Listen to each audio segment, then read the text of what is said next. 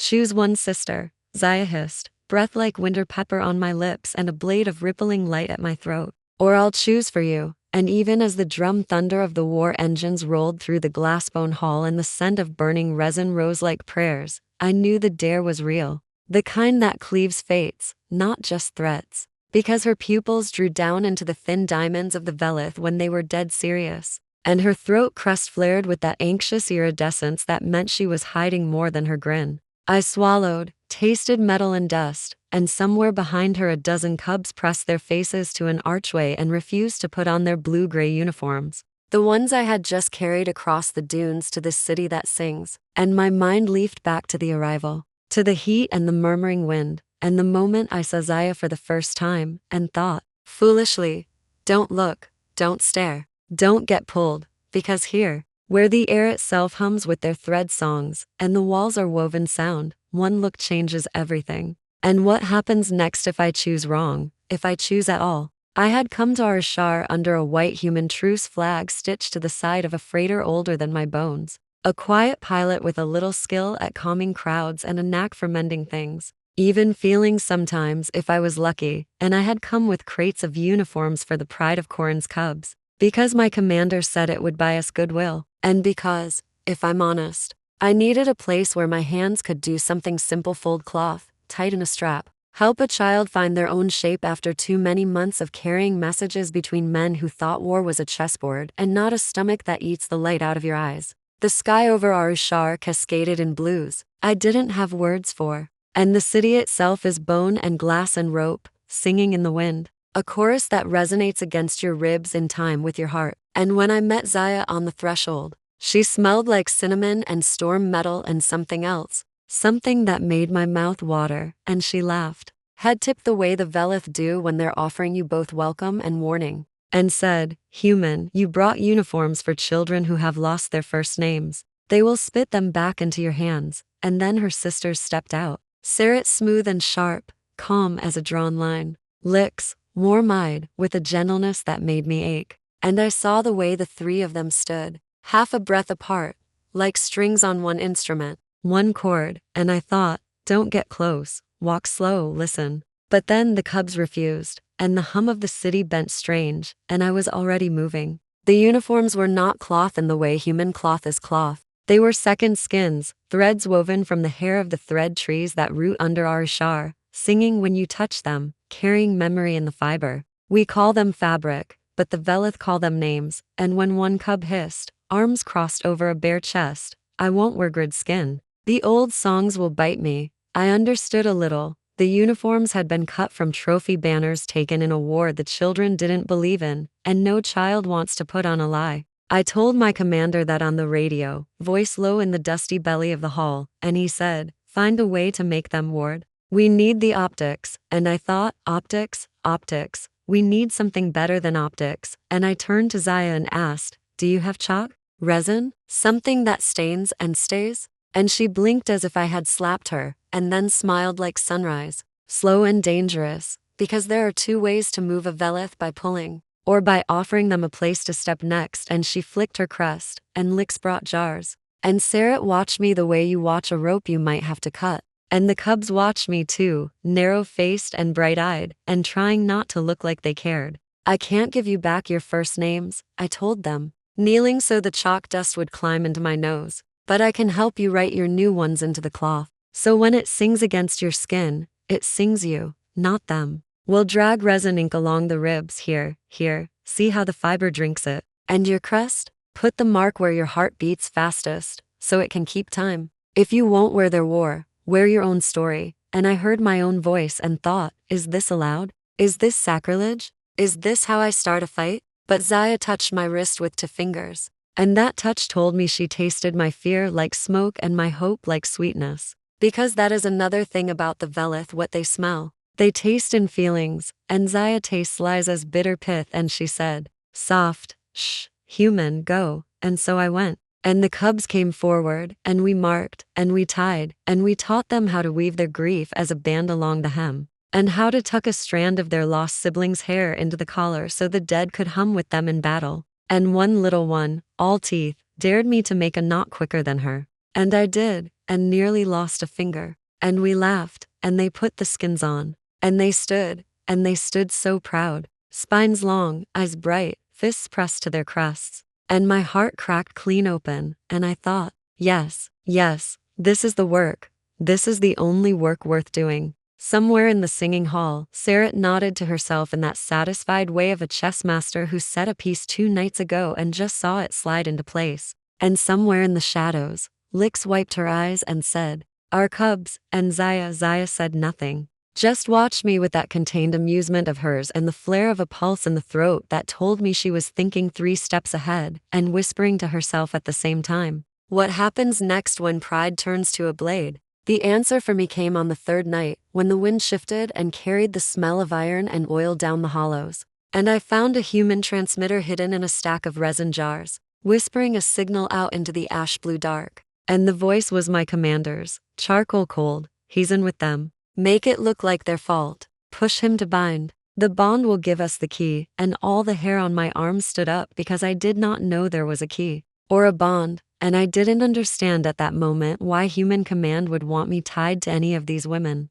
Unless they were planning to pull me like a rope through their door. I hid the transmitter under my shirt and went to find Zaya. Finding her on a high ledge with the wind thundering song around us. Watching the dunes roll and the sky burn with the green-white aurora that comes when the thread trees release their spores. A rain of music. "You smell like fear and salt," she said without turning, and I said, "I found a human thing I wish I hadn't," and she nodded, her crest lowering like a tired flag. And she told me what I should have guessed if I had not been trying not to guess. My sisters and I are a chord human. We thread with our voices to shape the world, but the old songs say a chord sings truer if it stands upon a steady stone. You are steady, your mind doesn't flutter when we hum. You don't wobble. We need a grounder. Tradition says we take one, we bind, and his heart feeds the shield we stretch over our pride. In the old years, the one we bind to is chosen from another clan, not from the desert, not from the sky. But what is a tradition when there is war and a corporation wants the threadwood under our city?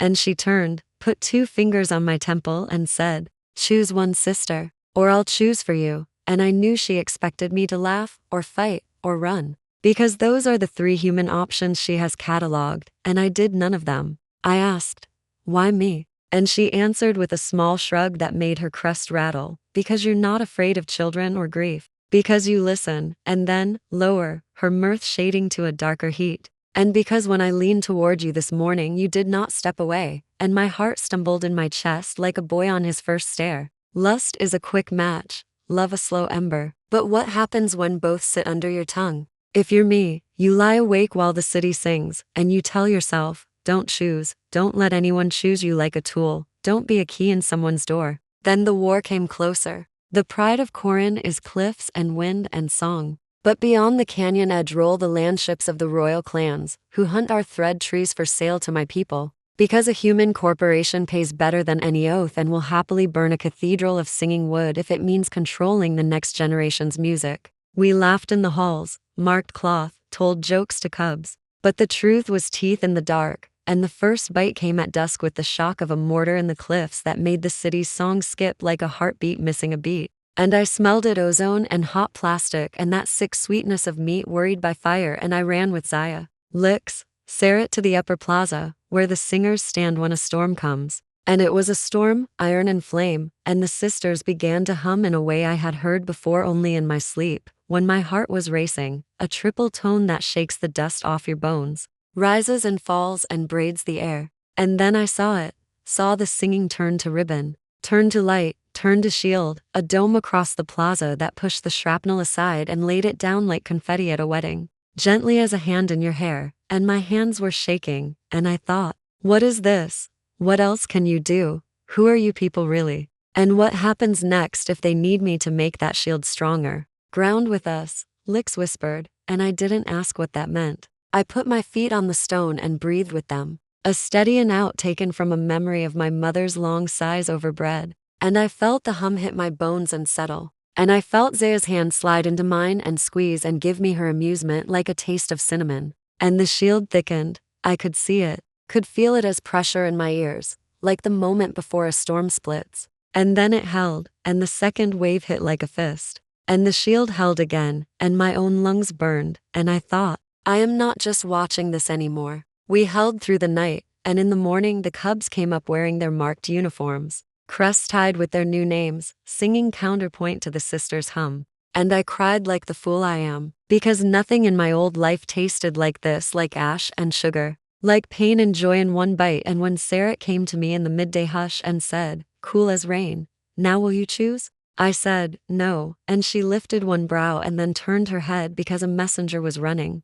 breathless, scent all smoke, a hiding transmitter, a human voice saying, tonight, a map cut into the shell of a nut showing the seam where the thread trees meet the stone, where the city's heart could be torn up like a rug. Betrayal, bright as a blade under a coat, and I thought, who put the transmitter in the jars, who knows our movements, who told them when the cubs would sleep in the lower hall? For a beat I suspected myself. That's what good liars do, make you swallow yourself. Then I thought of my commander's flat tone and the hungry way his silence leaned forward when I mentioned the thread trees, and I knew part of the betrayal wore a human face. But when I looked at the three sisters, I saw something else. Sarah to careful, Lix to quick to reassure, Zaya to bold in her dare, and my mind whispered, one of them is not telling you the whole. Because how could they be, in a world where naming is power? What happens next when the person who is your knife is also your bread? We went to ground in the old tunnels, and that night under the city's heart, with the spores raining their blue light, and the tree roots murmuring, I stood close to Zaya and wanted to be a better man than I am. Because the heat between us was a clean thing, urgent, full of laughter and a dare. And I thought, don't complicate this. And my skin was buzzing like the city's skin. And she watched me like she could read my thoughts in the pattern of my breath, which she probably could. And she said, you think you know what binding is, human? You think it's a collar. The truth is simpler. You hold our feet on the rock so we can throw our voices farther. But and here her voice went small like a hand cupping a candle, and I had never heard her sound like that. If you choose me, my sisters will learn to stand without me. They will learn to be two strings. We can be two strings, but we were born three, and I am selfish. I don't want to see them fall. And my heart did that stumbling thing again, and I realized the dare at my throat was not her hardest dare. It was choosing against her own hunger, choosing the pride. Who plays at lust when war burns? I did, a little, when our shoulders brushed, when our fingers found each other in the dark. But we kept it a joke, a line, because the cubs were asleep in the hollow. And children deserve the sound of a lullaby that doesn't turn sharp halfway through. The first true betrayal came just before dawn. A soft footstep, a drawn breath, a slice of light where no light should be. And Sarah hissed like a cut wire, and I turned and saw Lix, gentle Lix, in the glow of the spores, with her crest damped down, and her eyes all salt, holding my transmitter with an expression I couldn't read. And she said, I told them where the seam is. I told them, when the cubs sleep. I told them because they have my egg sister in a cage. Because she is small and hates the dark. Because I am weak. And for a second, I saw Zaya's blade under my chin again and thought, will she cut her? Will she cut me? What happens next when the hand that feeds you is the hand that turned the key in your cage? Zaya did not cut. She breathed in,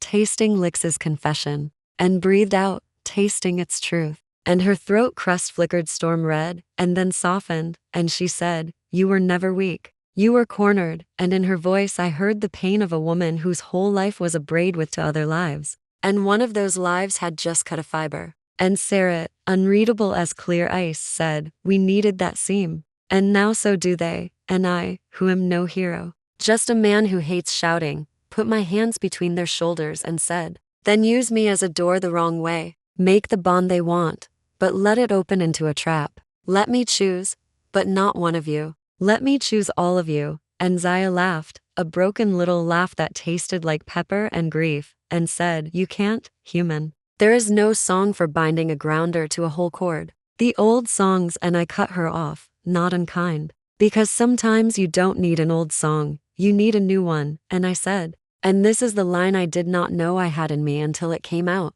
full and ringing. I won't choose a sister. I choose the world your voices make. And the look she gave me then, God's. It made the years press tight behind her eyes feel like a tide I wanted to drown in. And Sarah's calm cracked just enough to show relief like a light under a door, and Lix sobbed once, sharp, and then straightened her crest, and we started humming. Here is the thing about a unique culture. The Velith call certain songs not yet, which means songs you make when there is nothing else. We took one of those, a half-remembered pattern Sarat stole from a grandmother's tale, and we set my breath to it. We set my heartbeat to it. And Zaya stood on my left, and Lix on my right, and Sarat behind, with her palm flat to my spine. And when we hummed, the dome came up and the dome went deeper, went down into the roots, and when the invaders came through the seam, blinking in the spore light, all geared in human ceramic and armed with the kind of quiet that only comes from corporate training, the dome did not stop at their boots. It caught their guns and made them too heavy to lift. It caught their knees. It caught their mouths. It hummed their anger into sleep, gently as a mother. We did not have to cut a single throat, because the chord sang with the grounder, and the city sang with us, and for a long minute I thought, it will be enough. But the war is not polite, and my commander was not done. He came in person, landing on the upper ridge, with a burst of sand like a clutch of moths, and a grin that knew how to turn to a snarl. And he had with him a weapon I had not seen, something human yet not. A field breaker tuned to the frequencies the sisters were using, and when he fired it at the dome, for a second our song faltered, not broke, but bent. And in that moment, a fragment of heat and metal slid through like a knife into a sleeping tent and hit one child's uniform, the resin catching fire and singing a death tune. And the child screamed and went down, and the dome shivered, and Zaya's grip on my hand went vice tight, and I thought, oh, gods, no. I won't let this be another place where a child becomes a number. And I did something stupid and brave, because the line between those things is a hair. I let go of Zaya's hand and went into the fire. I didn't even think. I moved. The uniform slicked resin along my palms, hot syrup, the smell of burned sugar and hair. And I tore the fabric with the one trick I knew from field clinics. Twist and pull, get the burning cloth away. And the child gasped and coughed, and clawed at my face with little furious hands. And I said, bite me, and they did, because a bite is better than a breath of smoke. And I felt their teeth and thought, good, you're alive, little wolf. And when I looked up through the wave of heat and pain, Zaya was there, face set, crest tight, eyes all light. And she put her mouth over the child's mouth and breathed them back. And Lix pressed a palm to their chest and hummed a healing line, a vibrato that I felt in my teeth. And Sarat held the dome alone, voice thin and hard. And in the corner of my eye I saw my commander aim again, and I thought, I see you. I see what you're doing. Make us look like we can't protect our cubs. Make us choose. Make me choose. No, not like this. I stood, blood on my lips, smoke in my lungs, and walked out of the dome, into the open. Because if he wanted me, he could have me. And I shouted across the sand, Adler, your field breaker is tuned wrong, which was nonsense and exactly the kind of thing a man like him would stop to argue with. And he did. He took one half step, pulled his head to the side like a jackal hearing a dinner bell. And Zaya whispered, low and deadly, back in, human, and I should have listened, but I didn't. Because anger is a wheel that can carry you only one way. And I needed to pull him into the trap of my voice. And I shouted again, we recorded your transmission. We know you wanted me to bind. We know why. And he laughed, a sound like dried leaves, and said on the loudspeaker, because you're a key ward. Bound to a Velith, you can unlock their names and sing with their trees.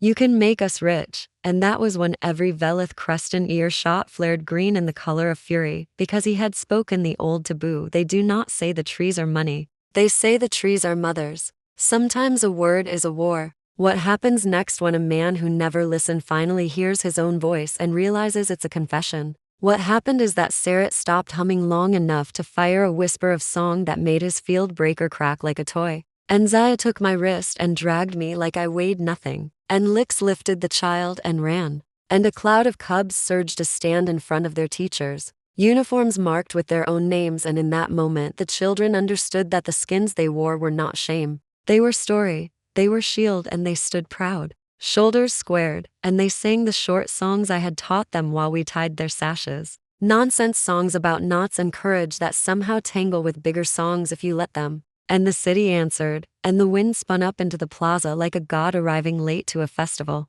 And one by one, the royal mercenaries fell to their knees as if the ground wanted them there. For 3 hours we fought like that, sound against sound, will against will. Until even my anger was a dry seed with nothing left to burn. And at the end we stood with the mercenaries, bound in gentle bands of resin thread, my commander pale and shaking, and thinking about his retirement more than anything. And Lix's egg sister, small and furious, pulled from a cage under a tarp and pressed to Lix's chest like a piece of the moon. And Sarah looking at me like a scientist who has discovered a new particle that is both useful and trouble. And Zaya smiling that slow sunrise smile and saying nothing with her mouth and everything with her eyes. Then came the choosing again, because victories don't erase rituals, and pride still wants its songs sung in the right order. The elders gathered, their scents like libraries, and they said, a grounder was promised. A grounder is owed. You will choose. And Zaya stepped forward. And I saw the shake under her humor, the quiver under her bright dare. And I realized that amid lust and war and betrayal, the hardest thing to do is not to cut, but to hold. So I said, I have chosen, and a hush fell so thick you could taste the silence like milk. And I said, I choose to bind to the cord, not to one string. Because if I am to hold a stone for you, I will be a wide stone, not a narrow one. And the elders murmured and clicked their teeth and shook their crests and said, there is no song. And Sarah, lying in wait like an old cat, said, then we will make one. And Zaya threw back her head and laughed. Not sunrise this time, but rain. And Lix pressed her hand to mine. And the cubs who had refused to wear their uniforms stamped their feet and chanted my name in their transliterated way. 2 syllables with a laugh in the middle, and I thought, how did I get here? A man with dirty hands and a broken sleep, choosing to become a wall for 3 women who terrify me with their light. We wrote the new song in the quiet between the attacks. We wrote it in our bodies too, in the way we leaned. In the way, we took turns holding the pressure of the dome so none of us shattered. We braided our breaths, we bound without collars. And when the binding was done, when the thread around my left wrist brightened and stayed bright, and Zaya's eyes flared that sweet savory green she gets when she's so delighted she feels sick. When Sarah let herself show the tiniest of smiles and Lix's tears ran scentless because they were pure joy, the city pitched its tone down a half step and settled into a new key. A key that had my heartbeat in it. And I thought, if I die now, at least I will have been in a song. What happens next? One of the cubs asked me later, when they had all fallen asleep in their berths, with their sashes coiled like snakes at their feet, and the smell of resin and sweat so thick it felt like a blanket. I said, we keep dressing you. We keep making sure your story fits. And they wrinkled their nose at me because I am a human and I say human things, but then they smiled, small and sly, because they are a Velith and they got the joke.